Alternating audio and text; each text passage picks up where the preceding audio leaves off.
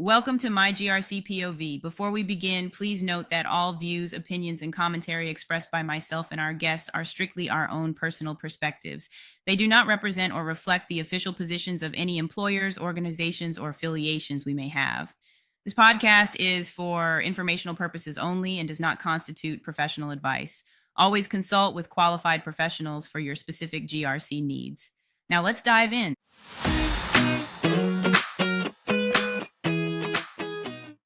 Hello, my GRC POV fam. Listen, I know it's been a couple of weeks since we've gotten together, and that's because I'm traveling. But with all of the things that are going on, we have a special guest. Her name is Da'Lacie McGrew from Peridot. She is the General Counsel and the Chief Compliance Officer. She's an experienced compliance expert, and she's going to talk about her journey. She's going to talk about technology and some of the things that, we tend to overlook. So look, make sure you get a notebook, a pen, a paper, and your coffee, because I know it's 7:30 in the morning. And let's jump in. Da'Lacie, welcome to my GRC POV community. I'm super excited that you're here with us. Thank you for having me. I'm excited to be here and have been looking forward to it myself. Just came back from Europe, did Italy and Greece. Amazing sights to see. It's one thing to read about things, but it's another thing to touch Pisa, to actually go out and see Florence. And I think my favorite takeaway was getting to see Pompeii. I'd read about it in the second grade, and to actually be in that space was really amazing. Nice. All of us need a minute to digress. Self-care is important, the whole nine. So super excited that you got a chance to do that, and you're back. And we're going to talk about some of the great things you're doing. So listen, just introducing you to my community. Let's talk about your story. How did you get into this world of government risk and compliance? Because everybody's trying to figure out how do they get into GRC. So tell us your story. Yeah, it's so interesting for me. In undergrad, I had we can call it an opportunity, but Hurricane Katrina happened my senior year in college. And it really just kind of devastated the state, and living in Louisiana. And so FEMA came by and was offering positions for people to work. And those positions ranged from helping people fill out applications to get assistance, all the way to going out and pulling travel trailers and things of that nature. And so I pitched to my college professors to allow me to go and work for FEMA my senior year as an externship, and to come back to campus once every 2 weeks to take my test. And they agreed. And so I went off and worked in a small city, helping people to apply for the government assistance. And that's really where I got my start, because it was about compliance, in the sense that you had to make sure their applications were in line with what the government regulations were asking for. And when they weren't, you had to explain to them why they did not qualify. And so we were in the process of reviewing to make sure that people met those qualifications. And it was an interesting time for me to be graduating. And at that time, my undergraduate degree was rehabilitation and disability studies. And here I am thrown into this government work that was really around compliance.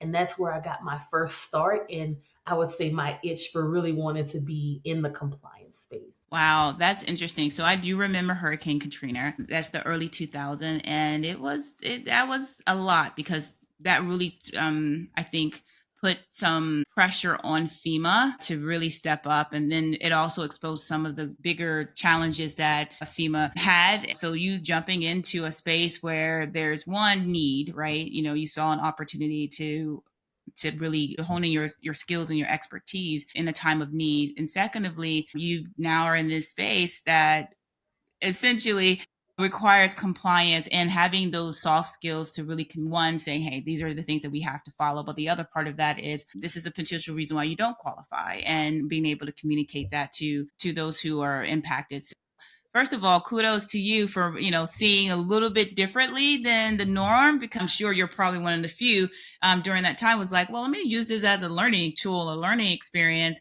as an externship. You tapped into that. So that's totally dope.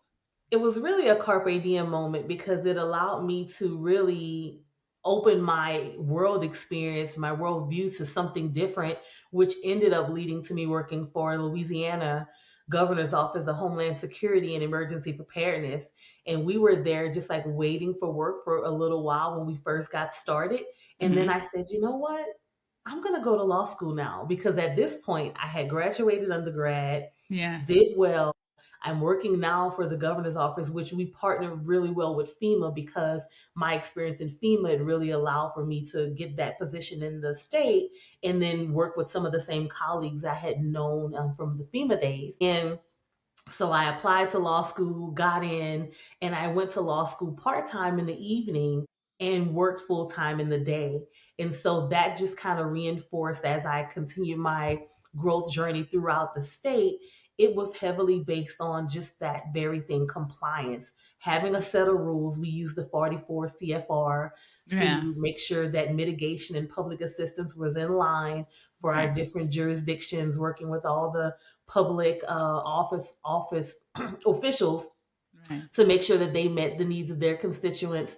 And so it was really just again a second step in that journey. And then ultimately my corporate work and legal work and just kind of full circle that compliance is really like my jam or my calling, you would say. Well, so that really, makes sense because one of the things is you either are placed in compliance or GRC with intention, right? Or you're placed in like you and I, essentially it's by happenstance, right? And so I like how you said that it's not a job for you now, it's a calling. So it tells me that you've held some impactful roles. So how have your past positions really shaped your perspective on risk and compliance today? I think it's really helped me focus on the need that's out there, but also really to dispel this idea that compliance people are like the no guys, Yeah.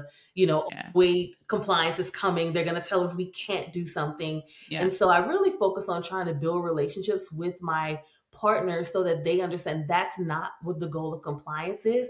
The goal of compliance is to catch these things before they become a problem because it's going to cost a lot less to Hmm. mitigate something than to repair it. And so in my journey, as I mentioned, I went to law school. I initially started my own law firm and did that for a few years. And then I ended up in the corporate space where I worked 12 years for one company Hmm. and had several different roles that all had this kind of compliance, worked in general counsel.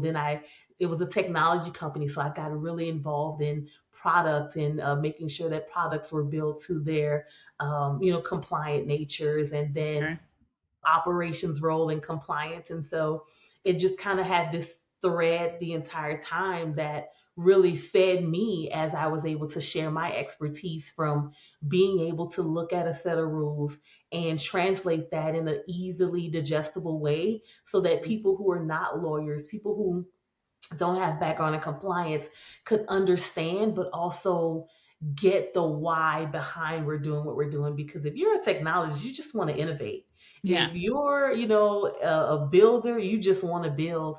And so having someone come along and say, well, have you looked at the such and such law is Yeah. not really fun, but I try to make it more of a collaborative nature so that people welcome compliance versus being turned off. Yeah, I totally agree. Like myself, I work for an engineering company in electronic manufacturing, and that's the same thing. All they want to do is innovate. They are like, I want design, and then it's like it comes to my desk, and the first question is, does this impact any industry standards, right? And I'm like, yeah, we may have to rethink how we approach this, or expand their thought process, or be able to document where data is being held or collected, how what is it doing during transit. And so oftentimes they're like, no, I don't want to go to Monica's desk because she's going to tell me no. And to your point, it's not about telling them no, it's saying yes, I totally understand that you're innovative and that I want to be innovative with you, but my responsibility is to bridge a gap between the business need, the legislation, and our innovation to make sure that we're all aligned. And ultimately is to mitigate any risk to the company, right? So we want to put out a That's secure the product goal. that is reducing risk. It's helpful to the community, but we also want to be able to boast that we are creating secure products, and also for the bottom line that we have a profit at the end of the year. Exactly. So that's the importance of your compliance or GRC expert. Is not just staying with the legislation side of it, but it's actually understanding the business needs and matching that and pairing that with the legislations or regulations that we have to adhere to based on your industry. So that's like a huge misconception. We are not no people. No, and I try to make it plain. Here's my Yeah, job. I yeah, want to keep us off the news, right? yeah, For the yeah, wrong thing. We don't want to be in the news for the wrong thing. And if we have this beautiful innovation and it can make us a ton of money, do we want to offset that with a sanction that can cost us a lot of money? So we yeah. want to do things, there's a line. We can be close to it, but we can't cross it, right? So Right, how right. do we do what we need to do where we can innovate, but also that we're ethical and we can be proud of the work that we're doing? Yeah, absolutely. I totally agree. And I think as you and I continue to be evangelists for GRC experts, is to change that narrative, that misconception that we are not your no. We're not here to do a gotcha. We're here to be proactive. We're here to ensure that we can continue to have a positive net value at the end of the year so we all can keep working and taking our vacations. But at the same time, we're actually, to your point, the innovation is out of creativity. Humanity is amazing. The level of creativity that comes through technology and what we're able to offer, change, develop, enhance, that's the beauty of it. Our job is to make sure that we stay within these, I call them guideposts, these guideposts, and so that is, if it's in the US market or the EU market or any other market, that we are meeting those requirements, and that there's reach, right? And so yeah, I love it. That this is easy peasy. We're not no people. We're not here for the gotchas. And to the auditors not here for the gotchas either. We're here to make sure that we're following what we say we're following. So that's a Exactly. different topic. Uh, so tell me, Lacey, what keeps you inspired and grounded in this field, right? Because there are a lot of changing regulations, either in technology or specific industries, and there are just a ton of challenges. Listen, our political climate, like what inspires you or what keeps you grounded in this field and keep going? Think the one thing that is certain is that change will always be. And there are a Mhm. lot of people who don't like change. I'm one of those people who welcomes change. And I think change also keeps us employed, right? Yeah. Because of those changes, there's always something to learn. I'm an avid learner. So it allows me the opportunity to stay updated on training so that I can be that person who can decipher this to the folks that I'm partnering with. And I like to consider the different parties in the business as partners. So Yeah. whether you're also in general counsel, whether you're sitting on a separate risk and ethics team, compliance, whether you're technology or you're a business leader or sales leader, I like to consider myself a partner because here I will take the time to learn these things so you can focus on what you need to do, Mm. but then we come together to make sure that we're doing this in a way that won't, again, bring risk to the company. So that motivates me because there's always something to learn and Yeah. that I'm always needed for that. And sometimes when there's things to learn, there exist problems. And I'm a problem solver. This is something true of even my friendships. People know if you come to me and start telling me about a situation, the first thing I'm thinking of is how can we solve this? And I Yeah. also have to check because sometimes people don't want you to solve their problems, No, they right? don't. So you have to kind of, okay, so do you want me to have my listening ears? Do you want me to have my problem solving ears? Like, where do you Yep. want me to sit in this? Yep. And so I think that motivates me because it keeps me with something to look forward to. But Mm. also, I get an intrinsic value from actually just helping people. So when there's a problem that can be solved and it solves, that's whenever I have all the, Yeah. The excitement happening. The oh. dopamine is going. Yeah. Yeah. Yeah. So that keeps me motivated. Yeah, so that's a great point. I find that most people, at least in the last several months, that those who are in compliance tend to be problem solvers, right? And so we have to put our own guideposts into place and say, okay, are we just listening here, or do you need me to help fix a problem with you? And so making sure that we are balanced in the approach of active listening, right? And then listen, being grounded. Life happens. Life is life, and we everyone's chasing either stability or accolade, and at the end of the day for our businesses we're chasing that dollar, and so how do we do that well? Exactly. And I think you brought up a good point about chasing something. I think one of my roles is also to provide that balance because while legislation is going to change and things are going to happen, you can't chase each thing after it happens. You have to Right. understand, okay, where are we now? What makes the most sense for us to go after? Because if a lot of things are always changing, you can't meet everything all at once. And so it's sometimes to kind of give the business a sense of peace. Okay, listen, you have 2 years to become compliant with this, Yep. right? We don't even operate here, Yeah. right? This is what we focus on, what we should do. So sometimes you have to continuously do a inventory of what's the priorities for your business and Yeah. what it makes sense for you to focus on, especially because budget is always not, overflowing to focus on all the things. So I Yeah. think that's another space where bringing that balance is you can provide your expertise to say, hey, Mm. don't worry about that. We're going to keep an eye on it. Or if you know, hey, this is probably going to change soon because of administration or something of Yeah. that nature, we can Absolutely. provide that calm in a stormy space. Absolutely, absolutely. That and it's a perfect segue into my next question. So to your point, like how do you define a good governance or oversight program in today's climate? Because there's a lot we all talk about governance, and governance is necessary. And even in some of the technology spaces, they're adding a governance program or control family or initiative. Like, what does that look like in practice? I think it starts with having a set of rules that is easily identifiable. Everyone knows where to find it and everyone knows what it actually is. That's sometimes the biggest problem. There's rules, but people don't even know that the rules exist.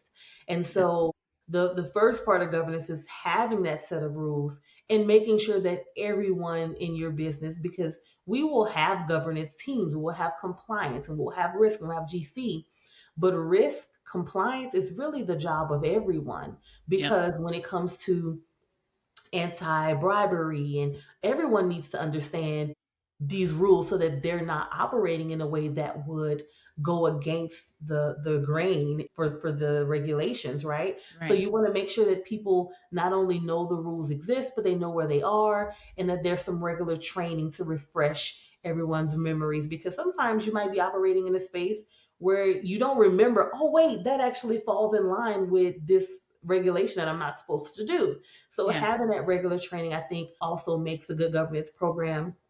And then secondly, it's developing relationships between those groups that I just mentioned. So yeah, does your GC, does your risk, does your compliance, does your ethics, if they don't all sit in the same space, have relationships with your business leaders, your sales leaders, your technology leaders. Those relationships are key so that people don't feel afraid to have conversations, but they welcome them and they want to talk to you up front versus when something has happened or when you have to find an issue in an audit. And so those relationships are key to a good governance program. And also having rules for sanctions. Sometimes mm, you'll have rules, but then there's no what happens if. You yeah, need the what happens if so that people know you actually mean business. If yeah, someone doesn't follow that rule, yeah, you need to be able to have what happens after that. And, I think that's where sometimes things fail because we'll identify, oh, this did happen. What next?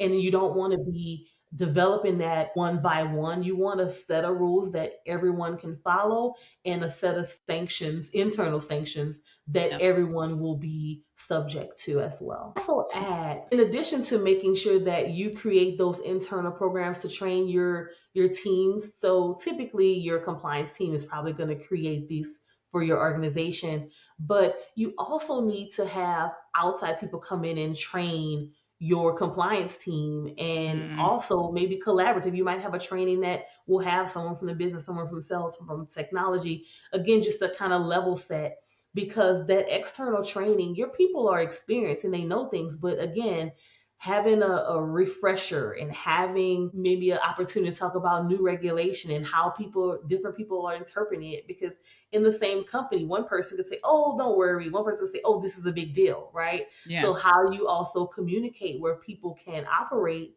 from the same wavelength and know, well, what's our risk appetite as a group, as a company, and make sure everybody understands that. So investing in training, even though you have experts, is still key as well. So I think that's another thing for a good governance program. Absolutely. So training, most definitely, and then building consistency, just developing a foundational set of guidelines or programs that everyone can build on, no matter what's coming through legislation or if the business is trying to shift or move, right?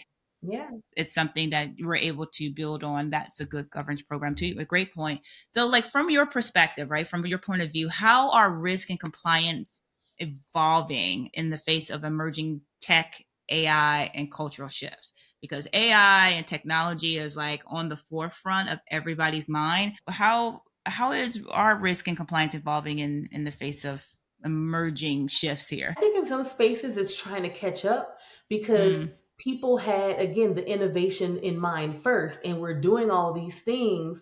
And then I think we're at a space where everybody's like, oh, wait, let's go back and check to see if we did this in a compliant fashion, right? mm, And so I think it's just kind of like one is galloping along the innovation really fast, and right. we have to make sure we're having a lockstep conversation with our compliance teams. And again, that they understand how the regulations are changing and what that means for us. And one, how we store data, how we transport data, Yeah. where data is kept in which countries if we're a global company, and what types of data we need to be concerned about, who can access that data internally and externally. If you're a company that shares data with customers, there's a lot that has to be thought of. And if you're a company that's doing something new and different, you have to make sure your compliance people know what that new and different is, to know if a different set of rules now applies.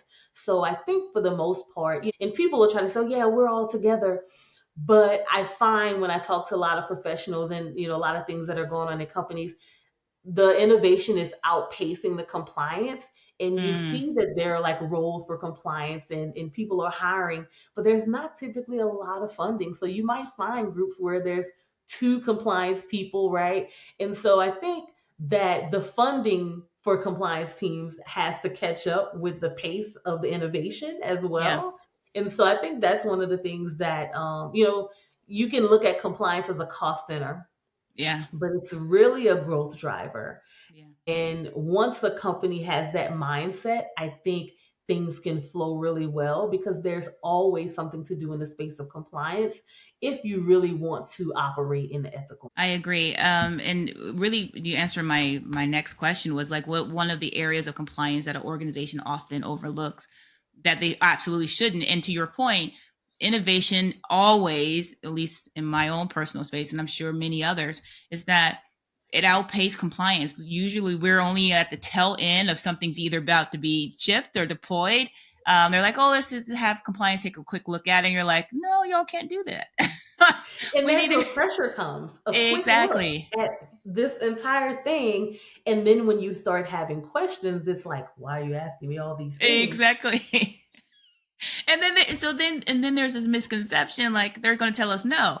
No, if you start with us, let us be a part of the design process. Again, we're talking about technology, but I think this applies to product or service, which is the privacy by design or security by design. If you have us a part of the design, the architecture, the innovation, the idea, then we can start doing the preliminary research so that we can give you some of those set standards, so that as you continue to develop, you start to parse out, you start to add enhancements, whatever that is for this product or service that you're trying to deploy it or put into the market. This is already aware, compliance in lockstep with you. There's And I evangelize this all the time when I'm talking to boards or business leaders. It's not even just at the ideation phase. It's the strategic table that I mm-hmm, say compliance needs to be there. Because when you're having the business pitches where business is going to finance to say, hey, we want funding to, do a case study to see if this works, or to start the bill, whatever process they're asking for funding for. That's where compliance needs to be at that same table, so that while they're getting funding to maybe first do a preliminary testing to see if this is the Mm, avenue we should go on, compliance can also start thinking of what might be necessary before you even get to the bill yeah. or to the Yeah. execution of that. And a lot of teams, compliance is like 3, 4 steps down from strategy. Yeah. And so you need to have someone in compliance on strategy, and they can even determine, let's say we're talking that budget. You may not have budget to hire 5 full-time FTEs in compliance, but at that table, they can determine, okay, if we go this route and this study is successful, then we're going to need to bring on some contract compliance people to help do Yeah. certain things for a period of time. And you can make sure that, again, you're at the front, you're ahead, you're starting, and things are not at the end where you've built the thing and now there's all these questions and you want compliance to review it in one day. And Yeah. that's just not feasible. So I think it's working together and giving your team the tools they need to be successful. And that's no matter where your team sit. But of Yeah. course, I have a special affinity for the compliance team. Absolutely. I totally agree, right? And so, like, how do you balance strategic thinking with the day-to-day grind of compliance work, right? To balance it, you have to have that seat at the table first. And so, oftentimes, what I will share to get that seat at the table is, one, you need to be known. Mhm. And two, you need to talk to those that can make a change in policy so that you are at that table. So, whatever your company's process is for that strategic direction, whenever those conversations are had, if you speak with whoever the powers that be are Yeah. to make sure that you're there, then you can even be at the table to be able to balance it. Otherwise, you're finding yourself probably more frustrated because you're not there and you have these ideas. And every time something comes to you, you're like, well, if they had done such and such, Yep. then we wouldn't be. And then you're operating from a lack. Yeah. Then again, we like to be proactive in compliance. So I think it first begins with sharing with your leadership why it's important and what the value is of bringing you to that strategic table, so that you can even have a reason to have a battle with your strategy versus your execution. But if you are at that table, then I think the key is really you have to have the relationship and a little bit of knowledge of a lot of spaces to Yeah. understand how your strategy as a compliance leader is going to play into supporting the sales team and how it's going to play into supporting the business.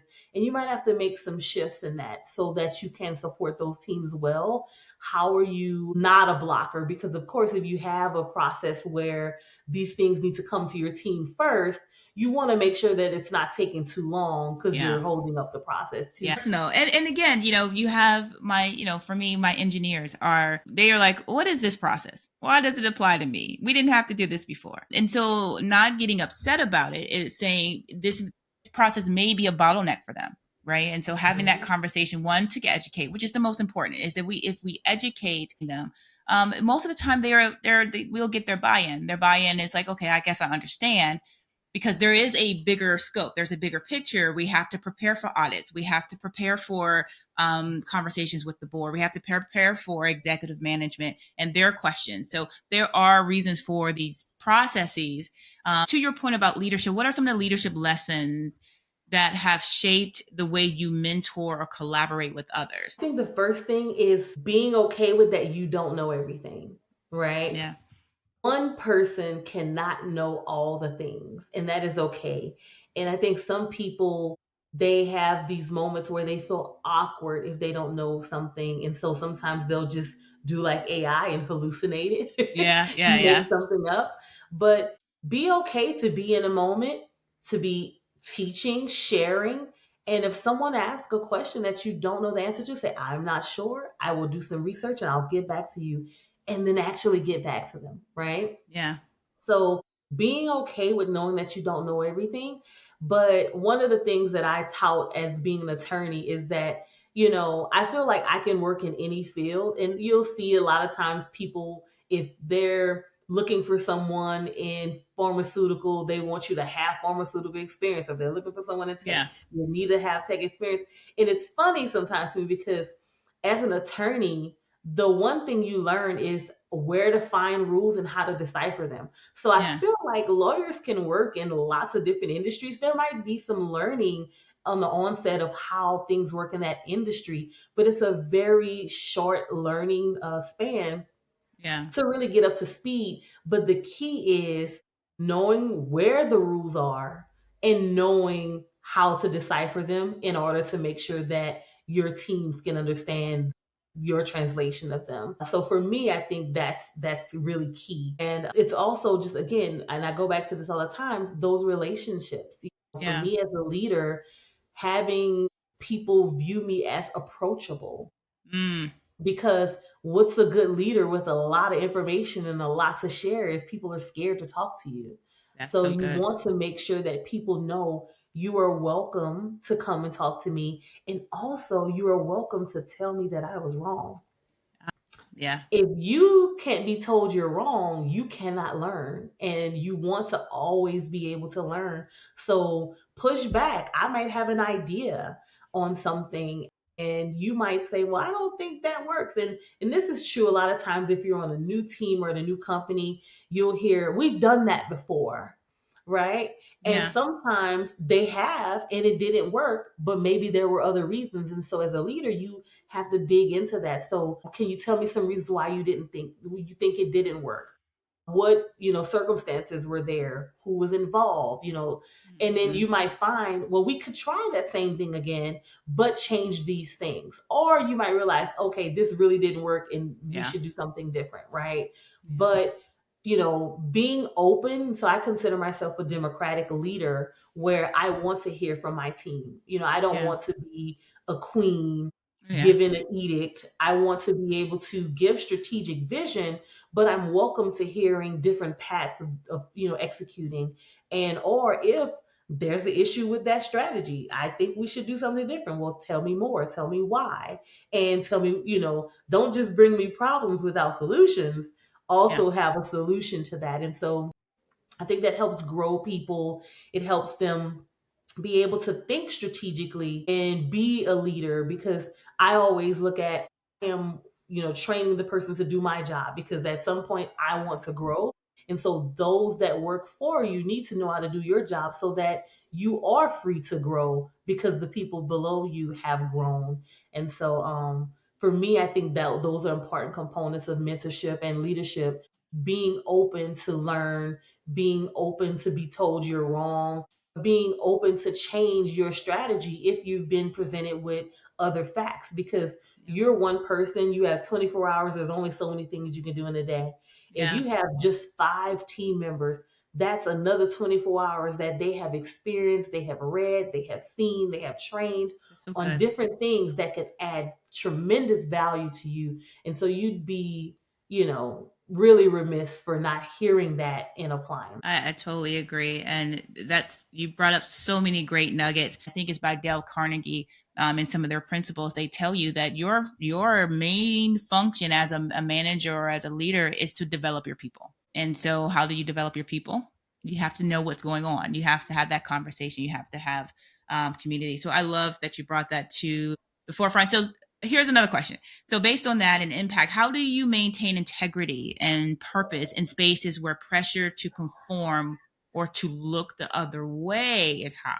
Think that no matter what industry you are in, you have to have your own personal beliefs, your own personal standards, and your deal breakers.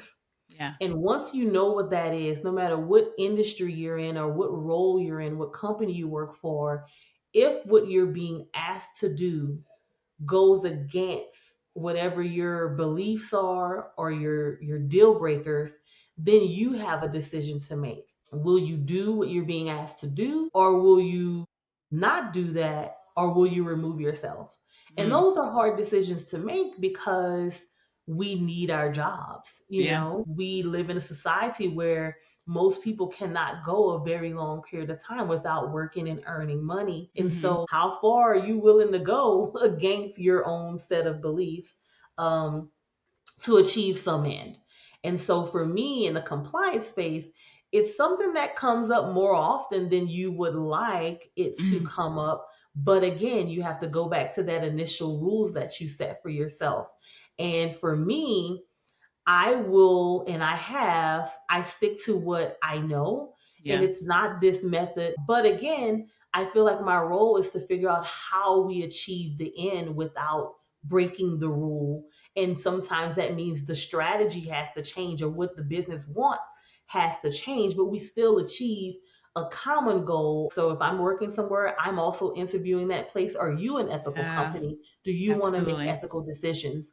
And then if there's any one person in the business who wants to do something where I am saying, hey, this is not something we should do, it really depends on how your company views compliance. Is compliance a decision maker Yeah. or a recommender?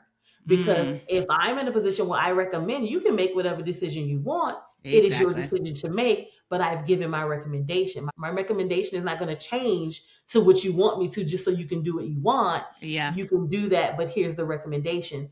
If compliance is the decision maker, well, my decision is my decision.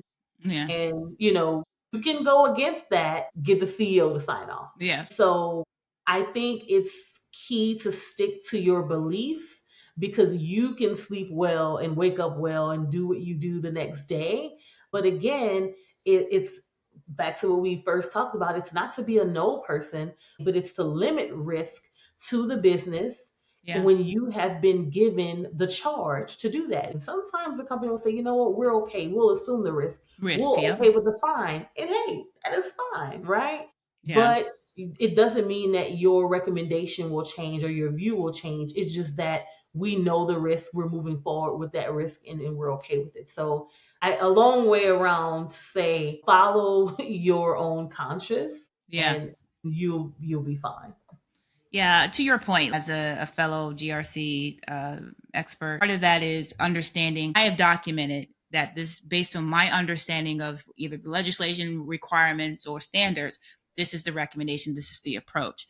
Because again, the pressure of being the person of good integrity, the person of being a person of ethics, it's a pressure cooker job. When you have millions of dollars, you may cost millions of dollars or hold millions of dollars of deals or money, and the sales needed, the business needs it, and it's like, hey, if you should have started with me first, then we could have worked through this.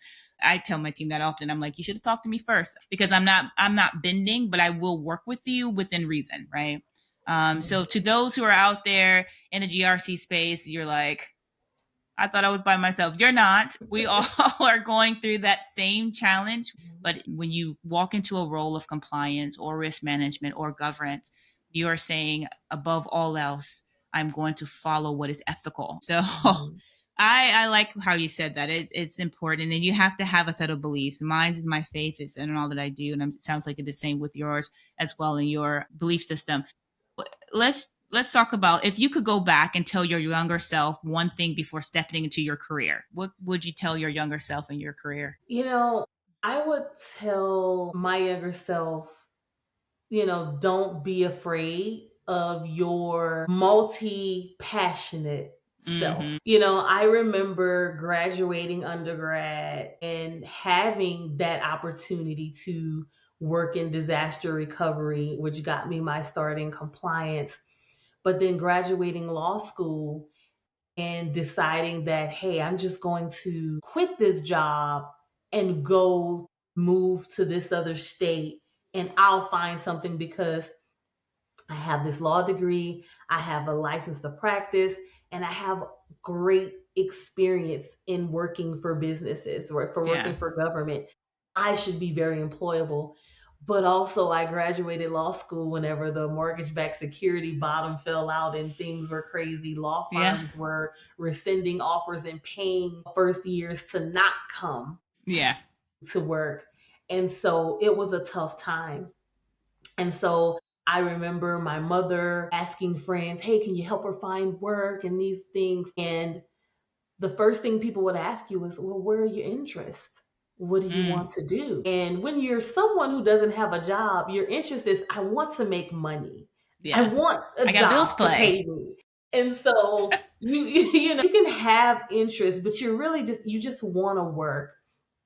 And then being someone who not only just wants to work, but actually is interested in multiple things, multi passionate, is interested in practicing the law, is interested in, obviously disaster recovery, governments, is interested in technology. It's hard to just put yourself in one lane, and there's a lot of pressure to do that. Mm, And people don't think that you can do a lot of things well.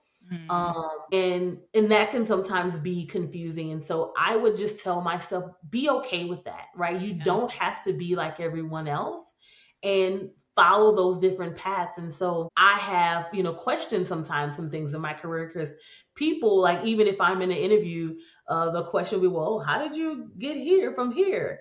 And it's really me marketing myself that I am a problem solver. And Yeah. so that's needed anywhere you go, Yep. right? And so, because I'm an avid reader and a learner, I'm always going to be teaching myself things or learning from others. And so, it doesn't take me long to catch up on a new space. Yeah. And of course, because I love I love technology, I Yeah. love, the rules, the law, and I love deciphering those things. It has brought me a lot of passion in the roles that I've held. And so I think I would really just be okay with being multi-passionate and doing well in those spaces. It's not super prophetic there, but I think for me that's the one area that's kind of always kind of made me worry, because society will have you, what's your expertise? And it Yep. needs to be this one thing. And I don't believe that. Yeah, I totally agree. My GRC POV is just that, is a multifaceted space because to your point, when I started in compliance, it was just I needed to pay bills and they were like, "Hey, you speak well, you're personable, will you be interested in compliance?" And I was like, "Sure," because I got bills to pay. And so I jumped into it. I figured out, to your point, research, read it. I was like, "Man, this transcends in any industry. Like this is a job. This is a career. This is a career that I could really sit with." Even though my working background has always been in technology. And so now I get to do the two things that I absolutely love, compliance and technology. But to your point, there's so many areas in compliance. So for you, is that your expertise started or foundation started in disaster recovery? Well, that deals with government, state, feds, disaster recovery, in any enterprise business. Or you can go specific into an industry like technology. You have incident response, you have threat analysis, you have research vulnerabilities. All of that is disaster recovery. All of that is continuity. And so those skills are transferable. And how exciting is that for anyone that is in compliance or trying to get into compliance? I've said this all the time into GRC. There are transferable skills. Either you have all the technical side, great, because we need you, and we need all the testing that we can get. But then we have all of the soft side, which is the policy development, policy management, is the governance, it's the compliance analysts to make sure that we are meeting compliance needs. And so don't limit yourself, because in the GRC space, there's so much going on. So I know we're getting close to time, and I want to ask you, as a woman of color in GRC, what does representation mean to you, and how does that impact how you lead, how you navigate, how you pivot? I think it's important in general to see yourself in places you want to go. So if I'm a compliance analyst and I have not met or seen anyone that's a chief compliance officer or even a director in compliance, manager in compliance that looks like me, I don't necessarily connect that I can do that, that I could be in Mm, that space as yeah. well. And so I think a lot of time the majority will miss that because they see themselves everywhere, Yeah. right? And so if you always see yourself, you don't think that there's something that will prevent you from being in a space you want to go. Yeah. But for many people of color, if you can't see that, you're like, well, they won't hire me because of that. And Yeah. so that's why I will, wholeheartedly say it is important to see yourself, to know that, hey, it's an option. I can do that. Or Yeah. they're open to having a person of color in this role.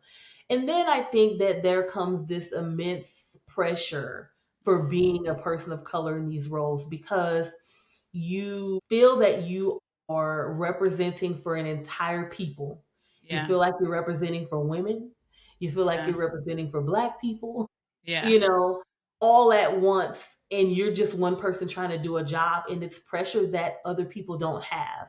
Yeah. You won't see a white man feeling like, hey, I'm representing for all white men in this role. But Right. Black people will often have that feeling, whether it's self induced or not.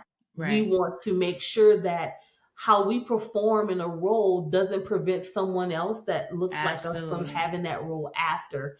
And so there's this self induced pressure for that. And then there's the pressure to actually perform the role. And so it's just like an added tax that happens when you're in these spaces.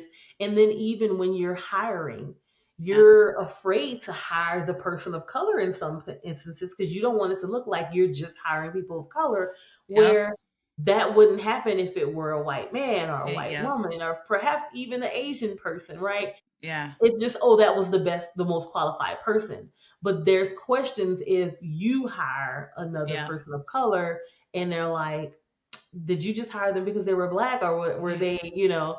And so when really, oftentimes, they not only have to be the best candidate, but they have to be so much more the Yep. better candidate for you to justify Yep. that they were the one you selected and why you selected them.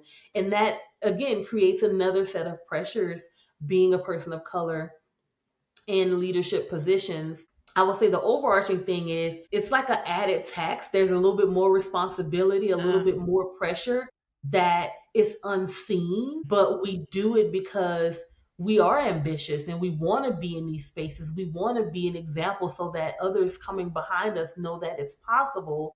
And the last thing I'll say is if you've ever been the leader and you go somewhere with a subordinate and they just happen to be of a different demographic, the expectation of others is that, oh, that must be the supervisor. yeah. You're never the one that they assume is the supervisor. And Supervisor. Yep. so those small things impact a person in their day-to-day work. And so I guess, I just want to call it out because it's compassion for knowing that exists, but also assume no matter who your coworkers are, that they know their jobs, that they're qualified for their jobs, and allow their work to speak for itself. Bring up some solid points. You have to be assertive in compliance. You have to be able to speak up, but you have to find that sweet spot where you can be assertive without being labeled as the angry Black lady, right? Mhm. And for any other community or any community of color, because as a collective, we've just been faced with more challenges to show up in the room, be better, and still overlooked. And so there is, like to your point, we know that we have to deal with that. It is always something that we're going to have to eventually overcome. But we, as a group, as a community, constantly have to bring it up to highlight for those who are coming up behind us that there is space for you. And so we have the addition to, like you said, the added tax is for us to do well in this space so that hopefully it's not just one, maybe next time there's two of us, so that there is an opportunity for people to see themselves in this space, that it is possible, because that's what this country was built on, is possibilities, or at least the belief is that there's Yeah. possibilities. And I would challenge leaders, no matter what your demographic of yourself or your team is, even if someone comes to you and says, person A is X, Mm-hmm. don't just take that firsthand. Do your own investigation. Understand why or Yeah. if that is even true. I think oftentimes you'll see this in professional environments where someone can make an allegation about someone and it's never challenged and it's Mm. untrue, Yeah. or it's because something that maybe they weren't giving the tools they needed to succeed. Yeah. And it doesn't matter what background they are, right? And so I think as leaders, let's not just take one person's word about Yeah. another person. Let's dig deeper to figure out what the challenges might be. Also, if there's something you can do to support them up. Yeah. Yeah, absolutely. I totally agree. I totally agree. Such good conversation, such good points. So I only have two more questions for you. And one of them is, tell us about Period.8. Yes, so Peridot 8 is a consulting firm that works with corporations, up and coming businesses, and law firms to provide training, compliance assistance, whether that's in the risk assessment space, compliance framework building, and CLEs, all of that, Mhm. right? And so it's really a great company. I'm excited to be there supporting in the general counsel and chief compliance officer space where I get to help support customers very closely and Yeah. also help provide training. So it's really exciting to be in this space working with a company that's providing this service that's really necessary because we talked about earlier, sometimes there's not budget to hire full-time FTEs in the Yeah. compliance space, but the compliance teams need help, Yeah. right? And the unique things about Peridot 8 is it's a holistic space where we're not just looking at supporting you in one space, we're looking at the full gambit. So, right, in that assessment and the framework building, there's change managers that are be there to make sure that, hey, we're not just giving you a framework, but we're giving you thoughts and, a plan on how to implement this change within your company. And we have communications experts that can actually draft up things so that you are giving what you need to succeed. So it's a holistic approach, including all the things that I know that I've needed in spaces Yeah. as a compliance officer. And so it's a way where you can contract a team that could come in and support you and move on and you can have success. So I'm really excited to be a part of what the Paradise team is doing. I love it. I love it. So, listen, everyone, if you're looking for a team to support your compliance team with varying backgrounds and experts, you got to reach out to Peridot 8 because clearly they're a comprehensive consulting firm for compliance for companies who need support. So, Da'Lacie, I have a question for you because we were on the GRC POV, right? So, what does your GRC POV look like in one sentence? What is your point of view? How do you see? I would say, and I'm really thinking of this off, like how do you say, off the cuff. Yeah. I leverage my personality, Mm, skills, and experience to ensure that there's collaboration amongst the leaders that I work with to ensure ethical, compliant innovation. And, mm, and for me, what that means is just that you cannot do it alone yeah. and you cannot do it if people won't talk to you. Yeah. And so I am just, I've been told you never meet a stranger, but I think, having a personable personality really goes a long way, but Mm, also knowing your stuff yeah. is key. Yeah. And I think I possess both of those qualities, and I use that to serve those that I work with. And Yeah. Totally dope. So listen, you heard it. Our Da'Lacie McGrew says, listen, her point of view is you got to know your stuff. You got to be personal. You got to be able to have conversations with people, no matter what their space they're in, because it is a group effort. This is the community. This is a collaboration. And so GRC is not a one person space. It is a team. And so I love it. So, Da'Lacie, it's been an honor and a privilege to have a conversation with you. I actually enjoyed it. I was like, man, we can go much further into a lot of these spaces because it's, again, GRC is multifaceted. But I'm so glad you took the time out of your day to hang out with us. Tell us, like, where can our listeners follow your work, connect with you? How can we get in contact with you? You guys make sure you follow. yes, you could find me via LinkedIn, Da'Lacie McGrew. I think my maiden name is there, Da'Lacie Jolivet McGrew on LinkedIn. There will be a DeLaceyMcGrew.com coming soon, so Nice. look out for that. And this is the first time I'm saying this in any public forum. I do have a book that I am writing, and so that will be coming soon. So be on the lookout for that. So when your book comes out, we're going to have to bring you back to my GRC POV. Thanks for having me. It's been a Absolutely. pleasure. Listen, guys, if you really want to hang out with Da'Lacie and I in a couple of weeks, we're going to be actually in New Orleans together. So I get to go hang out with her. We are both speakers at the National Association of Black Compliance risk management professional, which is affectionately known as NAPCROMP, and it's their annual summit this 5 years. And her and I are both speaking in our respective sessions. And also, I will also be there taking on live interviews for my GRCPOV. So listen, there's a lot going on. If you're going to be in the New Orleans area and you're going to be at the summit, make sure you say hi to us and come see me at the MYGRCPOV podcast booth.